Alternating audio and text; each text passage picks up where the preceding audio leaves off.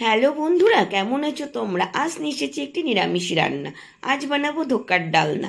প্রথমে তার জন্য নেব 200 গ্রাম ছোলার ডাল। ডালটা ভালো করে ধুয়ে রাখবো 3 ঘন্টা ভিজিয়ে। মিক্সিতে ভেজানো ডাল, আদা কুচি, লঙ্কা কুচি দিয়ে নেব পেস্ট করে। কড়াইতে 1 কাপ জল দিয়ে দেবো পরিমাণ মতো নুন মিশিয়ে। জলটা ফুটলে দেবো ডাল বাটাটা ঢেলে অনবরত নাড়িয়ে জলটাকে নেব শুকিয়ে। সামান্য চিনি, কালো জিরে দেবো মিশিয়ে। জলটা শুকিয়ে গেলে গাঢ় হয়ে যাবে, কড়াই থেকে দেখবে আসবে ছেড়ে। একটি থালে তেল মাখিয়ে ঢালবো ডালের গাইটাকে। ভালো করে খুন্তি দিয়ে পরে হাত দিয়ে নেব সমান করে। বেশ কিছুক্ষণ দেবো ঠান্ডা হতে, চাইলে রাখতে পারো ফ্রিজে। ছুরি দিয়ে বরফি শেপে নেব ধোকাগুলো কেটে। কড়াইতে তেল ও ঘি মিশিয়ে ধোকাগুলো নেব ভেজে। সবগুলো এইভাবে নেব রেডি করে।